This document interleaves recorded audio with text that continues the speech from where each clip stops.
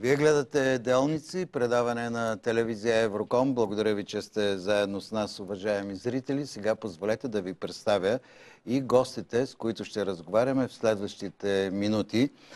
Доктор Султанка Петрова, добър ден. Добре дошли. Депутат 43-я парламент на Република България, лидер на Женската организация на ВМРО. Да.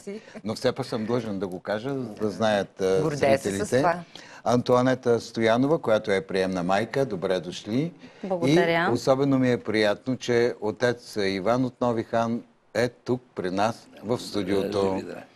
Добре дошли и да започваме разговора. Става въпрос за една кръгла маса, която вие инициирахте преди съвсем скоро в парламента. Преди около седмица в Народното събрание организирах поредната кръгла маса, която е свързана с проблемите на децата, но този път темата беше за децата и семействата на България, традиции и реалност. Тъй като България като член на Европейския съюз има традиции в развитието на българското семейство, на тази кръгла маса се направи една историческа ретроспекция на това как е вървяла традицията в запазване на българщината, в запазване на християнската вяра, на културата, на българските традиции. И беше наистина вълнуващо и много поучително на това, което ни беше представено от адвокат Чубанова. Да, кой присъства на тази кръгла маса? На тази кръгла маса присъстваха около 10 неправителствени организации, разбира се, много майки. Аз продължавам да бъда затрупвана с жалби, с сигнали, които са във връзка с права и закрила правата на децата. И много се радвам, че на тази кръгла маса беше гост и отец Иван, защото ние имаме един фрапиращ случай, който е от 10 дена. Една майка, която е била настанена при отец Иван и отиват и отнема детето. Добре, тогава по-добре е отец Иван да разкаже случая, защото все пак той е една от... Защото е много вълнуващо всичко това, което се е случило. Той все пак е една от емблемите на хората, които се борят за правата и за крилата на децата. Не само това, и за социално слабите, за хората, които нямат възможност да живеят нормално, които нямат къде да се нахранят, къде да спят. Отец Иван, да ни разкажете сега накратко, какъв е този случай? Този случай направо не фрапираш нещо по-страшно се случва в България. То не е за него, но явно има много такива случаи още. При мен идва една майка, довеждате. Аз ме нямаше, бех в Германия. И по телефон ме обадиха, ще я приемаш, вика, има една стая, доведете майката за детенцето. Тя идва с бебенце направо от родилния дом. Настаняваме там, аз се прибирам от Германия, влизам в двора, в този момент идва вече кола, която ще ме води на лечение там в Банско. И нямах време да видя, само отворих така вратичката, в стаята да видя как е. Тя кърмеше бебето. Добър ден, как си? Тя вика, добре. Тихичко говори жена така. Викам, имаш ли кърма, храниш ли го? Имам. И аз до мене случайно минава една жена Боряна. Я викам, Боряно, ти там реално помощение държиш, тук си до нея близо. Тя, понеже не познава никого, жената да се не притеснява. Виждам, че притеснена такава, сърмежливичка ли е, не говори много, но точно отговаря. Викам, аз ще оставам от тези Георги пари, като ако случайно свърши кърмата или трябва и нещо друго, водичка, применим една кана за топла вода, си преварява на бебето, сваляте я, да я дадете. Грижи се за нея, помага и тук, защото тя явно не познава никого и така ще стои. И ще има много нужда. Ще трябва памперси, ще трябва водичка да си превари, ще трябва хумана, ако се наложи. Доктор извика, тя не познава никой сега. И тя каза, да, аз ще се грижим за нея. Добре, толкова си, аз тръгнах и заминах, защото ме чакаше колата. Прибира и една вечер ми се обажда от тези Георги и вика, отче, тук са дошли социалните, искат да вземат бебето на тази... Как ще го вземат бебето? Без документи. Без нищо. На тази майка, която иде сега. Вика, как ще го вземат? И не знам. Кой е дошъл, бе? Социалните, две жени са дошли от Елин Пелин. Викам, искай интернет, дай им твой телефон, да говоря с тях. Да. Той дава телефон, те отказаха. Неща да разговарят с мен. Добре, тогава аз се сетих, че пита го, познаваш и вика, тая една малка, да вика, тя тук не спира да говори, така, се кара се нещо. Седи се коя. Викам, чека си имам телефона на другата. Той. Не, че те са заедно. И намерих мой телефон и питам, добър ден. Къде сте вие, бе? В Нови хан сме. Ама къде? В дома ли сте? На входа на дома. Какво правите сега? Какво сте дошли в до времето? Късно вече. Идваме да вземем бебето. Добре, защо не ми се обажда на мен да ми кажете да направо идвате? Имаме сигнал от Перник, че тя е избягала от родилното и детето се намира в опасност, ние оказваме закрила. Каква закрила? Викам, ще го кажете. Бебето си е съвсем нормално, майката си е нормална. Има хора, които съм дал да помагат там, защото тя е непознато. Имате ли, викам, заповед за тази работа? Нямаме. Имате ли медицинско свидетелство, че тази майка не е добре? Имате? Нямаме. Имате ли полицай да ви съпровожда с заповед на полицията, че това да се вземе? Нямаме. Викам, тогава какво правим? Викам, айдете си и чакайте да се прибера, след 3 дена се прибирам. И ще видим какъв е въпрос и ще го разрешим. Дали се нуждае тази майка да й се вземе бебето, че тя не е добре, не мога да гледа, или трябва да й прикрепим една друга жичка да го гледа. Само секунда. Те пристигат без документи. Без нищо. Да. И искат да вземат бебето. Да. Точно по този начин се процедира. И аз им казах тогава, няма пипате бебето, искам да имате заповед за всичко и тогава. И те си отишли си, викат, добре, ще те чакаме. Да, ама не ме изчакват и тези викам, те си заминаха. Викам, добре, и аз се успокоих. Обаче към 10 часа и нещо вечерта идват с... Викам, отвън има и линейка, има и полиция. Те, викам, пристигат и взимат. Викам, добре, искай да ти дадат документ, да ти разпишат копия от този документ. Той им казал, ние не носим нищо, ще ви го донесем после. Не е написано. Тогава какво? Взели са майката, са водили до Елин Пелин. Ама дежурен доктор, там психиатър нема. Психолог такъв, какво ще намерят. Дежурен лекар, някой може да е гинеколог, това може да е след хирург. 22 часа. Да, той може да е хирург, може да е всичко. Той каже, че за тази майка, че не е добре психически. Че тя не е добре психически. Това не е целта, това е гонът. Какво става въпрос? Но това е уникален случай, бе. Това е нещо, което това не е единствения в България. Дори така идват при мен ми се обаждат, моля ти се. А на кръглата маса тези случаи, които бяха изнесени? Извинявайте, доктор Петров, само да завърши отец Иван. Как завърши цялата история? Ами аз като виждам как става нещата, значи социалните не ги обвинявам, че те не вършат добра работа, те са нужни и полезни са. Но много хора си превишават правата, ми се струва, те се смятат, че са по-висши от президента. Президента на република няма такава власт, която имат те. Влиза, взима и казва, това е дете, че ти го вземе. И после не може да го вземеш. Той го вземе за 1 час. След това с месеци трябва да ходиш, да водиш дела, да докажеш, че ти не си луд. Те ти изкарват луд. Добре, защо го вземат това дете? Каква е целта? Защо го вземат? Искат да си защитят, да имат повече деца, да си защитят заплатите. Защото като няма работа, те са излишни тук и ще ги съкратят. Това е най-важно. Всеки си гони заплатите. Но не по този начин, бе. Има си начин. Те имат толкова много работа да вършат, което да се свършат, там толкова бедни хора има, па да ги обикалят тия бедни. Те бедните не ги наглеждат. Това е най-лесно, Тук е много добре дошло. Това е детенце малко, приемата майка са обучили, там са си взимали пари, за да са обучили така да бъде, защото те майките водят на курсове. Ами една жена, която отгледа 2-3 деца, след това трябва да отиде на курсове като приемна майка, че тя не може да гледа дете. Вече те трябва да научат да го гледа. А пък тия, които ще учат, те А къде е детето сега? Те са го взимали, не знам, никой не казва къде е. Семейство е детето. Ние сме ангажирали адвокат, който веднага написа жалба против начина на извеждане, против самото извеждане и се надяваме наистина да имаме някакъв положителен резултат, защото майката иска да си гледа детето и ние многократно го повтаряме това нещо. Тя съжителства с един мъж, който изпадна в невероятно тежка депресия. Човека наистина е много зле в момента. А както така и с отец Иван коментирахме, тя и самата жена вече е в тежко състояние. Това е второто детенце, което и отнемат. Така че, второ дете? Да, това е второто дете, което отнемат. Аз искам да кажа, че ние ще се борим, защото това, което се случва в момента, наистина е нечувано и невиждано. Момент, само секунда. Добър ден. Добър ден. Първо искам да се извиня, че съм 11 клас и може информацията, която учи, която ще кажа да не е много вярна. Искам да поговоря, да питам за трансатлантическото споразумение. По история учих, че нали, това споразумение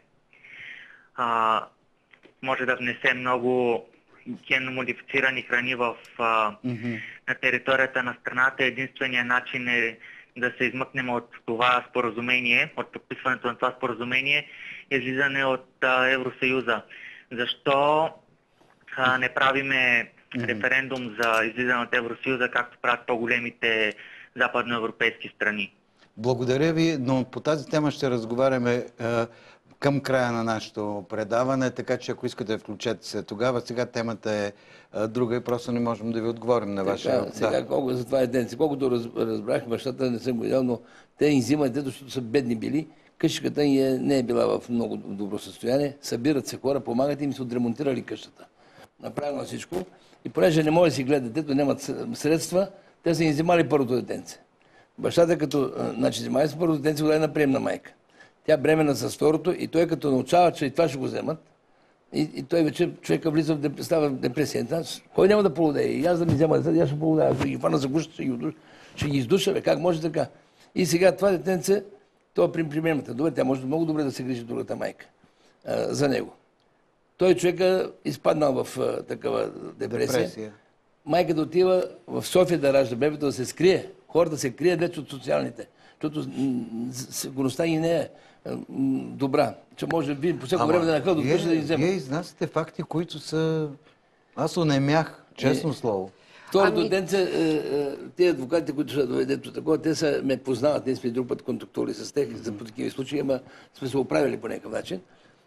Те вече се застъпват да вземат първото детенце, но не успяват да това вече се ражда. И я довеждат при мене за по-сигурно. При мен майките, дори да не е добре много майката със здравето, имам хора, които ще й помагат и тя ще отгледаме детето без да има търси начин да се скрие от... Да, просто търси начин да се скрие от социалните, за да може да си гледа детето, защото майката мечтае и желая да гледа детето си. Чакайте, доктор Петрова, какво стана с онзи случай, който беше дискутиран в нашето предаване, защото на нас не искаха видеозаписа? Аз доста вече предавания гостувам при вас, но другия много фрапира случай, който тук сме коментирали с вас, е за едно момченце, което беше изведено от семейството, беше настанено тук в София в един дом. Детето получи астма, лекува се известно време с майка си в болница, след което го върнаха отново в дома. Една вечер в 9 часа, ако майката си остави детето без надзор в 9 часа, ще бъде санкционирана. Но това, че детето е в дом и играе навънка в 9 часа без абсолютно никакъв контрол, това няма абсолютно никакво значение. Та детето му чупат ръката. Постъпва в Пирогов, правят му операция и вече когато отиват социалните да го взимат, то прави опит да се хвърли от втория етаж. Ето пак един такъв фрапиращ случай. Не мога да не вярвам на отец Иван за това, което разказва, защото наистина не мога да си представя, че в 21 век някакви средновековни методи, то е нещо, неща, което... които наистина нас ни карат нормалните хора да мислиме, че това наистина не е възможно. Аз преди да се запозная с тия случаи, също съм викала, не ми говорете такива неща, това не може да се случи в България. Да, обаче, ето аз съм видноресла тук поредните жалби и сигнали. Това е от приемни родители от Търговище. Тук имам още, виждате колко дебела информация, която е от Пазарджик, от Велинград. Просто хората искат да им помогна. Кажете ми как да им помогна, по какъв начин. Правя каквото мога, но вече толкова много стават сигналите, толкова много стават жалбите, защото явно има някакъв проблем и не мога да разбера вместо тези хора наистина да си вземат някаква поука от всичко това, което ние изнасяме в медиите. Имам чувство, че те нарочно правят, и създават още по-големи и по-сериозни проблеми, което според мен е вече много жалко. Отец Иван, да кажем още няколко думи за тази майка. В какво състояние е тя сега? При вас ли е? Да, сега... Имате ли наблюдение, че тя е с отклонения? Сега да ви кажа, аз като се прибрах, видях и ме пита, викам, как си? Тя вика, какво да ти кажа, взеха ми детенцето.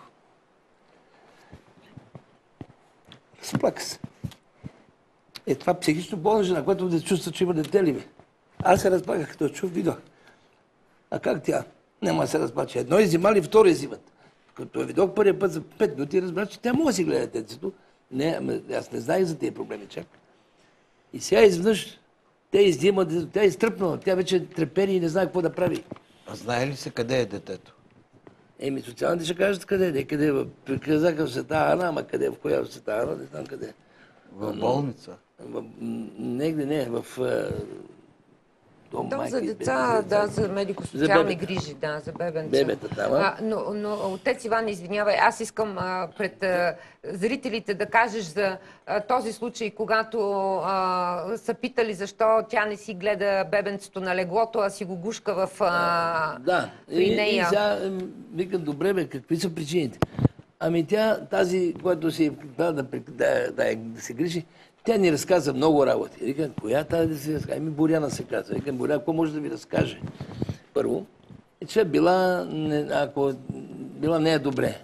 Викам, Боряна не е човек, който може да го... Аз после Боряна я питам, викам, защо ги кажа? Я не можа да разбереш, къде ми идва на къла, просто да изпъкне пред те, колко аз съм добри, че как помагам. Това иска да каже тя. Вика, аз да ги покажа, че помагаме много тук на другите. Да, ама ти с 2 думи си казала, че тя не е добре нещо и те веднага това. Вика ми, какво не е доброто? Спи бебето при нея. Къде да спи? Не, той има креват, легло с него по принцип, и легалце малко до кревачето. На 50 см разстояние едно от друго. И тя си го гушне и така си лежи и... тя като заспи, може да го притисне, да го задуши. Викам, няма да заспи тя. Тя трепери над него, каже, заспи. Каква е гаранцията? Кой ще гарантира, че тя няма да удуши? Кой ще прави това? Кой ще отговаря? Викам, вие няма да отговаряте. Аз поемам тази отговорност. Ела се подпише. Викам, в момента съм в Банкя, в Банско. Накарите отец Джори, той ще се подпише, бе. Той няма право да се подписва. Не е гаранцията, че ти ще дойдеш, но тогава може да го умори. Кои са тия такива изводи техни, не знам, че си била гушна на детето и се дала в леглото с него. Това са разсъжденията на социалните работници. Добре, само да чуем още един въпрос. Добър ден. Ало, добър ден. Слушаме ви. Добър ден. Добър ден. Искам да изразя мнение, искам да поздравя най-напред отец Иван и депутатката с това, с което са захванали с това начинание. И тия пари, които искат да дават на приемните майки, не могат ли да ги дават на тия хора, които са изпаднали в нужда и не могат да си гледат децата? Не е ли по-добре истинският родител да му помогнат социални грижи, нали за това са социални грижи? Да. И ние сме за това... А не да дават парите на приемна майка, която е може би не се знае на колко години и изобщо... Не знам. Мисля, че е по-добре тия пари, тия средства държавата, която отделя, да ги дават на хора изпаднали в беда. Добре, благодаря ви. И ние сме наистина доктор за Петрова, това. какви пари получават приемните родители? Това да не е нещо тук свързано и с средства? Значи приемните родители получават средно около 700 лева. Което, говоря за професионален приемен родител, защото има и доброволци, които работят като приемни родители. И няма абсолютно нищо лошо. Нека да има и приемни родители. Колкото повече социални услуги имаме, толкова по-добре. Но тук въпросът е друг. В плана и визията, която ние сме приели през 2010 година, за да развиваме закрилата на децата в България и така наречения процес по деинституализация в нашата страна, всъщност основната цел на този процес е бил подкрепа на българското семейство. И на базата на всичко това би трябвало голямата грижа и усилията да бъдат насочени наистина към подкрепа на българското семейство и на децата в България. За съжаление, аз такова нещо не виждам. И за това именно ние от Патриотичен фронт искаме да се направи един пълен одит от Сметната палата на Държавната агенция за закрила на детето. Защото, представете си, от 2010 година до сега в тези процеси по деинституализация, в които са включени 5 основни проекта, един допълнителен проект, са вложени 153 милиона лева. Значи, толкова много пари, а де-факто ние нямаме абсолютно никакъв ефект. Какво значи това? Че в социалната система се влагат изключително много средства. Както знаете, тази година бюджета на Министерството на труда и социалната политика е над 1 200 милиона лева. Вие да сте видяли по-щастливи, по-хубави и как да кажа, независими и защитени деца в България, защото аз такова нещо не виждам. Добре, защо се прави тогава? Ами, точно това ние искаме да видим, защо тези цели и тези планове, които те са си ги предначертали, днес не се изпълняват. Те имат някаква своя политика в тази посока, че наистина този процес е много труден, че той трудно ще се случи в нашата държава. Извинявайте много, но ние няма да позволим да се правят експерименти с българските деца и да се поругават българските семейства. Още повече, точно това отнемане на деца от биологични семейства, от разделяне на брати и сестри, изпращане на деца по най-безобразния начин от единия край на другия край на България да живеят, това изключително много разделя семейството. И другото, което отдалечава децата от родителите, което ето тук имаме този процес на родителско отчуждение. Ние в никакъв случай не бихме искали това нещо да се случва в България и няма да го позволим. Затова именно направихме това предложение на Народното събрание да се приеме решение, с което искаме пълен одит на Държавната агенция за закрила на детето по тези 5 програми, за да видим защо наистина не се случва този процес на деинституализация, защото не може толкова много пари да се влагат без никакъв ефект. В момента какво се прави? Значи ние сме имали 137 домове за деца лишени от родителски грижи. В момента имаме около 150 центрове за настаняване от семейен тип. От едните домове ги местиме в някакви центрове. Защо?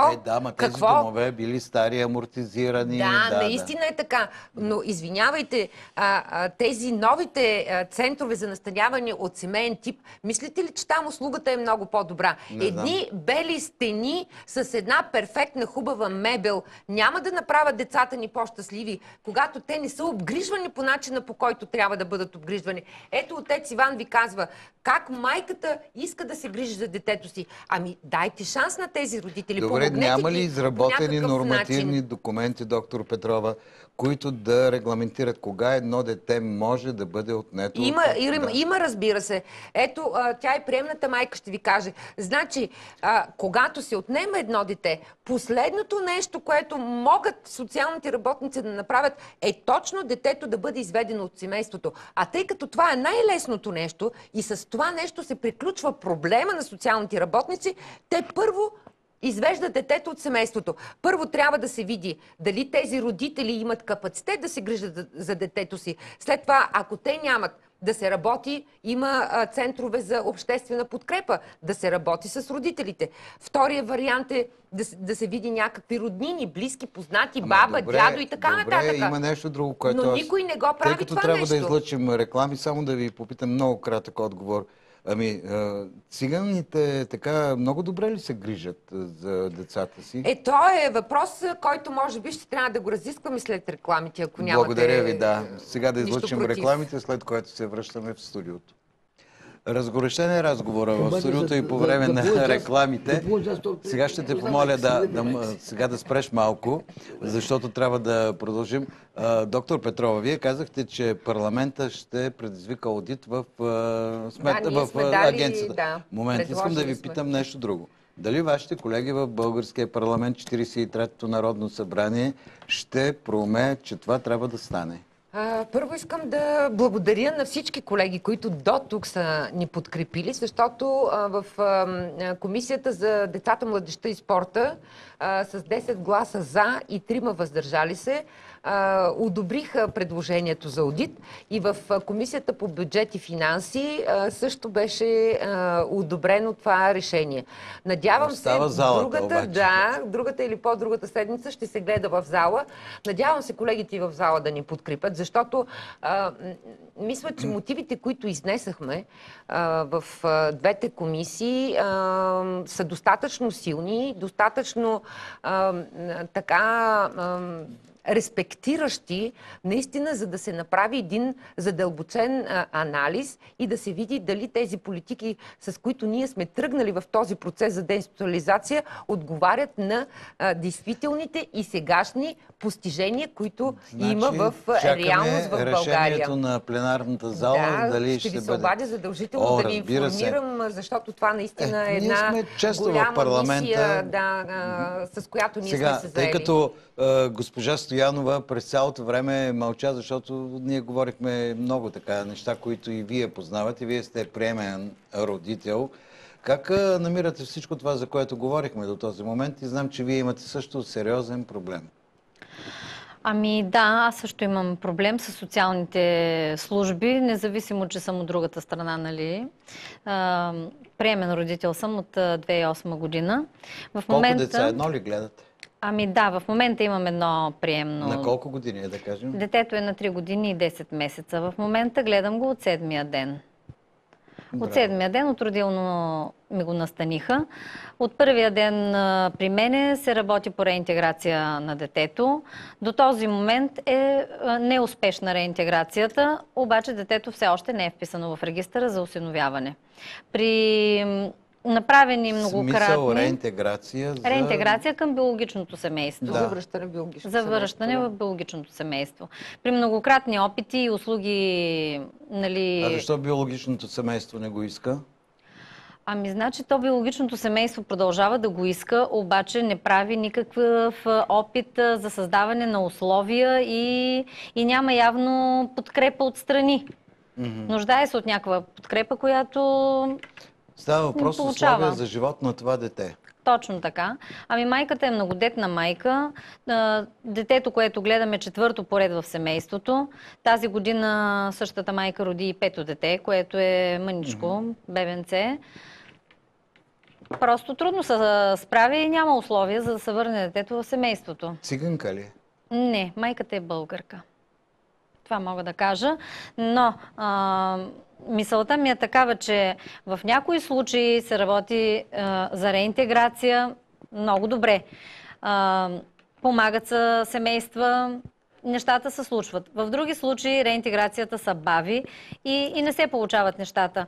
В случая с моето дете няма реинтеграция, няма условия за реинтеграция и в същото време не се предприемат адекватни мерки за промяна на детето да бъде в приемна грижа. То не може да остане постоянно. Това не е постоянна мярка за закрила. Значи това е една временна мярка. Това дете трябва да намери своя собствен дом за трайно време. Но то вече е свикнало достатъчно добре с вас. Ами да, то е свикнало с мене, обаче явно има някакъв проблем, с който социалните още не могат да се справят, за да се приключи с този случай. Значи, майката няма условия, аз съм вписана в регистъра за осиновители, не се вписва детето, не знаем по какви причини. Вие имате желание да го осиновите? Да, аз имам желание да осиновя детето. И още не може да се уреди този въпрос? Не може да се уреди този въпрос. Създават се определени ситуации и пречки. Точно това какво така. означава? То да бъде прехвърлено от... Няма никакъв проблем, според мен, защото тя е отговорна, ходили са социалните, правили са наблюдения тя как гледа детето и самата майка казва, че нали, това е един доста дълъг период. Все пак имайте на предвид, че тя от 7 дена го гледа това дете. Да. Точно. 3 години и 10 месеца. Точно така. Има наредба, по която е казано, казано, че за реинтеграция може да се работи до 18 месеца, но не и повече. Значи в случая с това дете вече се работи 2 пъти по 18 месеца и малко повече. Мисълта ми е такава, че социалните работници работят с двойни стандарти. Момент. Добър ден. Ало. Добър ден. Добър ден, господин Колев. Добър ден на вашите гости. Аз искам да задам един въпрос на госпожата от Патриотичния фронт. Да, доктор Султанка Петрова. Така. Госпожата искам да зададе един въпрос на нейните лидери. Дали спът спокойно в предишната нощ, дали са спали спокойно, защото в Гърмен циганчетата спаха на дъжда в каруците. И още нещо ще ви кажа. Там това нещастие на циганите им го причиняват, знаете ли кои? Най-жестоките хора, които се казват помаци. Те също са си взели квадратен метър на 1 лев, но за тях може, защото когато става въпрос в техен интерес, те са българи. Когато става интерес пак за тях, те са турци.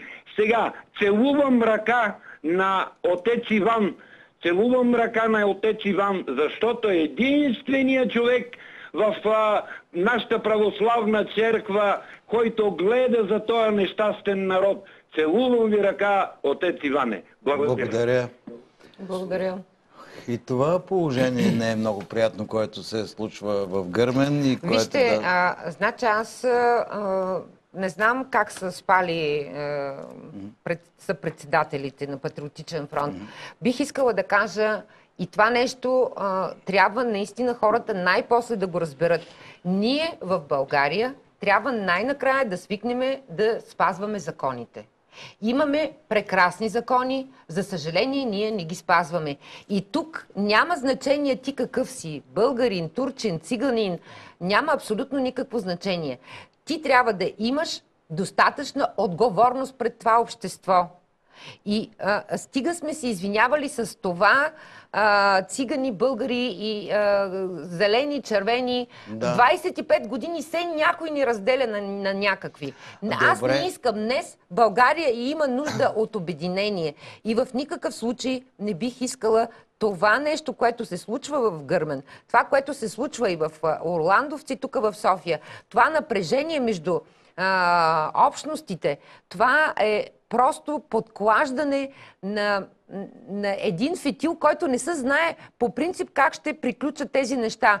Именно от тази гледна точка аз просто от вашия екран искам да призова хората наистина да спазват законите в България. Защото ако ние не спазваме законите, просто няма как да се оправим. Добре, доктор Петрова, това е друга тема за законите. Аз искам да направим един специален разговор, но госпожа Стоянова не завърши, тъй като трябваше да чуем зрителя. Какво правиме сега в този случай? Ами просто социалните трябва да си свършат работата. Това дете расте, то започва вече да мисли, започва да разсъждава, започва вече да се замисля и то за нещата, които стават. Сега изведнъж, ако го прехвърлят в друго семейство, какво става с това дете? Някой мисли ли за психиката на децата разбиват просто. Това е нещо недопустимо. Но има още един случай, който не е много само един, значи ние имаме и една обща жалба, която сме пуснали до министър Калфин, до председателя на АСП, до изпълнителния директор на АСП Ивайло Иванов, до Държавната агенция за закрила на детето. Просто до много институции, до Народното събрание, до омбудсмана. И аз съм доволна, че преди няколко дни получих отговора на омбудсмана. И искам да запитам социалните работници и началник отдела, директор РДСП, защо след като ние сме екип и сме партньори в работата с децата, защо не ни запознават с техните грешки, с техните предписания, с предписанията, които им се дават и методическите указания, с които трябва да се изправят тези неща. Ние винаги сме на първа линия, ние сме на бойното поле с тези деца. Ние живееме с мъките, с страданията им, с радостите им, с всичко. Ние сме вътре в нещата. Лесно е да се каже, но не всеки може да се грижи за чуждото дете. Това е много сложен проблем и психологически. Абсолютно. Да. Малко са социални работници, които да са взели да гледат приемни деца. Ето, например, отец Иван може да ви каже как се грижи за чужди хора. Това е... Абсолютно. Абсолютно. Сваля му шапка. Добър ден. Ало, добър ден. Слушаме. Тотио Генов се казвам, от София. Се обаждам. За мен е много потресаващо. Много поздрави на отец Иван за неговата дейност, която извършва, между другото. Искам да кажа за тези циганета, които са спали нощеска. На хората им бутнаха там къщите, а тук около София толкова незаконни строителства има на такива богопомазани хора, които лично аз съм давал жалби до ДНСК, до не знам си къде. Даже има на такова разстояние и неотстояние застрашаващи имоти на 30-40 години, че бутат пари и се оправят. Обаче, понеже тези хора там не могат, нямат пари, нямат нищо и ги притискат сега за изборите, за да могат да им гласуват. И това е ето депутатката там, да отиде в това тъпо народно събрание и да каже, да минете по София, по Варна, насам там, да видите какво е незаконно строителство. А не една барака там да ми съборите и големата работа. Аз трябва да ви кажа, искам да ви благодаря. Преди години присъствах на събарянето на една къща на един човек, която му е единствено жилище. И трябва да ви кажа, че е сносно направена. Да не казвам къде е. Понеже между две къщи спорят за земя и едните пишат до комисията. Комисията, без да ги провери нещата, събориха му къщата на човека и след месец той почина. Значи ние правим такива неща. Или ще се прави, вие сте права за всички, или няма да се прави. Абсолютно. Но аз мисля, че върховенството на закона трябва да бъде водещото. Да. Сега аз като гледам на Антоанета нещата, Антоанета Стоянова, и като гледам тези жалби, аз не мога да ги прочета всичките, защото времето не е толкова. Тук, между другото, при Антоанета има един много фрапиращ случай за Ганка. Да, значи по принцип ние сме 4 в момента, които сме се обединили и общо пишеме жалбите, защото и сами не намираме разбиране от висшестоящите. Сега, случая на Ганка ще го разкажа по най-синтезиран начин, колкото ми е възможно. Точно време така. Вече, да. Значи, отглежда се дете в приемна грижа. Около 7-та година детето получава здравословен проблем, за който приемната майка сигнализира в отдел за закрила на детето. Води го до специалисти, получава някакви документи и в един момент отдел за закрила на детето казва, че на детето му няма нищо, просто Ганка подлудява детето.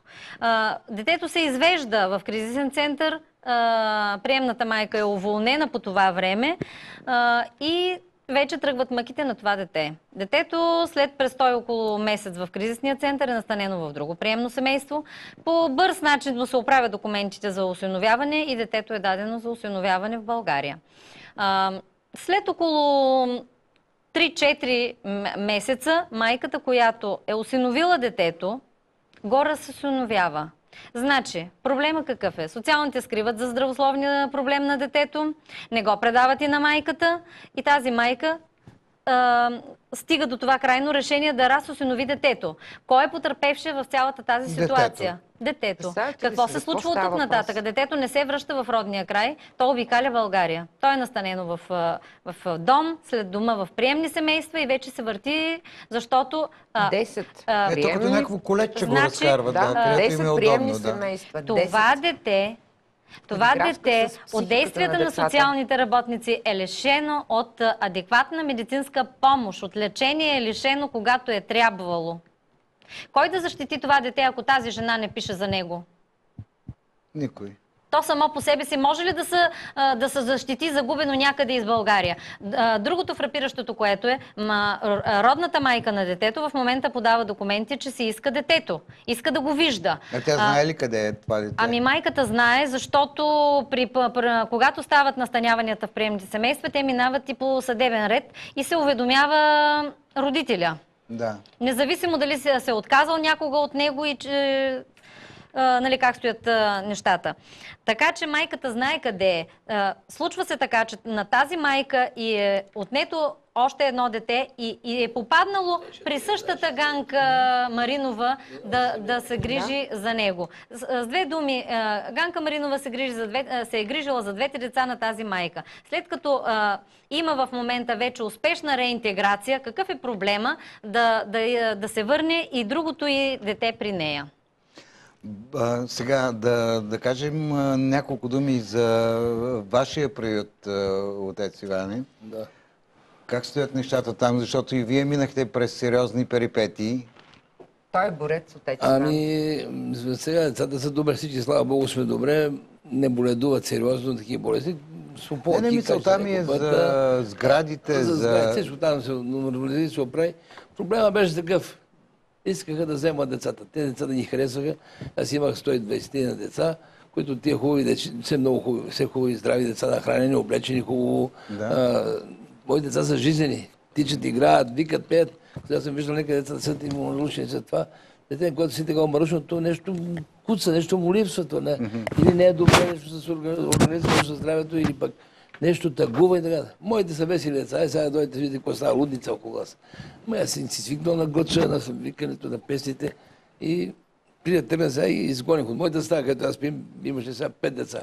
И си гледат телевизия деците. В едно време има папагачета, едно мъненко бърка и иска да фане папагачета, па не може да го кълва, той се тръпна. Те ще го извършат, викам, аз сега затвори тук и сега айде навън. Айде навън и ги изгоних. Те на юрощо по стълбите скачат, почна друго да играят. Весели чиска. Колко са в момента? Около 130 деца някъде, аз не мога ни фана вече края.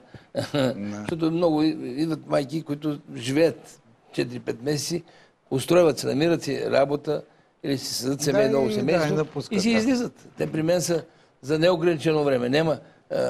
Но аз мисля, че проблема, който дойде, беше, че ми доносят един ферман така и казва, излезна закон, ти тук това крило да направиш майки с бебета.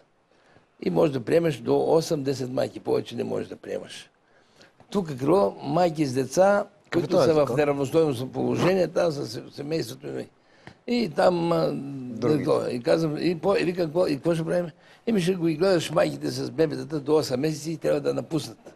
Добре, къде ще отидат? Еми ние ще работим по техните въпроси, ще ги намерим работа и си намерят жилища, квартири, си плащат и си отидат. И така. И аз ще вземеш други. А тия другите до 6 месеца, 3 месеца. Ако не са си намерили нещо работа, още 3 месеца ще ги държиш или ги изгониш и тех да приемеш други.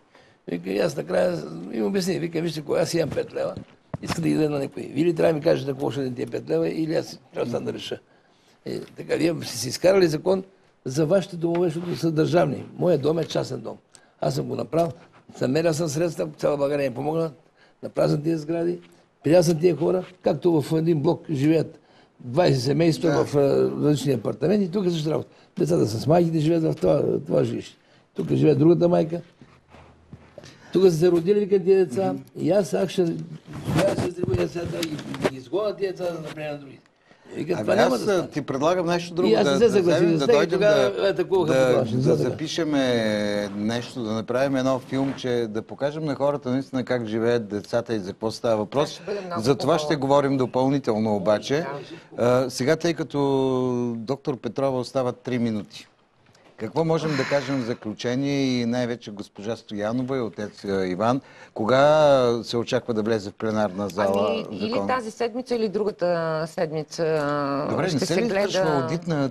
Това е държавна институция. Ами, не се извършва, да, не се извършва. Сметната палата не следи ли какво става? Това, което мен наистина ме мотивира да подходим по този начин, са огромните разходи, които са направени в този процес и това, че няма абсолютно никакъв ефект от всички тези средства, които са вложени. Още по-голям проблем е, че в София само има 13 такива изградени центрове за настаняване от семейен тип, които стоят празни. Сега разбрах, че периода за усвояване на средствата е удължен до октомври месец 2015 година. Той беше до 30 ноември, до 30 юни, 2015. Сега са го удължили до октомври месец.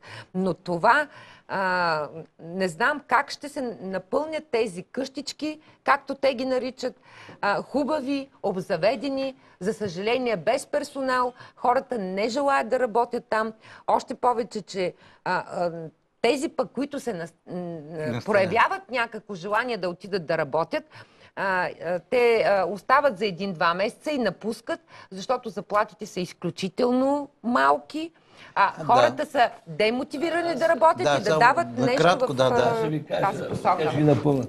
Социалните дни при идват при мен, когато ме няма хората, аз там те не идват. Питат, там на очето, там не ще дойдем, ама че не дойдат. И след това те като разберат, че ме няма тогава идват. Идват при майки и почват да им говорят. Излезте от тук, махнете се от този дом, елате нещо и подсигурим прием такъв защитено жилище, ще ви даваме и пари. Те ми го казват майките. Ама че тук той ви се сипва от работа. Вие си гледате, не може да си гледате децата. Той ви кара да работите за някаква храна само, за нищо такова.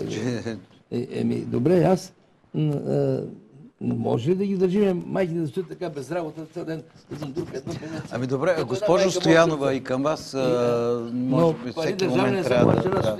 При 300 човека са в мен. Затова ще направим отделен разговор. Аз ви предлагам отделен разговор за това, защото... Това модел, който аз го имам, извинявайте, че така такова, но в България имаме много манастири, които са празни и се рушат. Навреме тези манастири са точно извършили тази социална дейност, са приемали бедни хора, там са работили, са се грижили. Има толкова богати хора. Много хора искат да помогнат, ама не знаят къде да отидат да помогат. Така да си приемат парите, някой да ги прибере в джоба и да чест. Църквата, как ще ги предостави? Да, ама държавата и църквата не могат да работят заедно. Социалните не искат да работят с църквата. Напротив, те при мен, ето, ти идват и ги разобеждават. А после говорим как църквата не помага. И да ги разобеждават. При Иван, отец Иван, защо стоите тук? Той ви кара да работи. Аз не ги карам да работят, защото няма толкова работа. Да се чуят как да ги се работят, ама ги карам да се научат да работят. Аз искам да ви благодаря. Само да попитам госпожа Стоянова, какво очаквате, как да завърши госпожа Стоянова цялата? Вие сте написали толкова много жалби, имахте среща и с омбудсмана. Да. Ами аз искам да се реши по най-добрия начин за детето. Да се спазва висшия интерес на детето. Да кажат социалните кой е той и да го предприемат и да го решат в случая. Едно дете на 4 години не може да живее без дом. Благодаря ви. Ще продължим да следим този случай. Много ви благодаря за днешното гостуване, но ние не затваряме темата.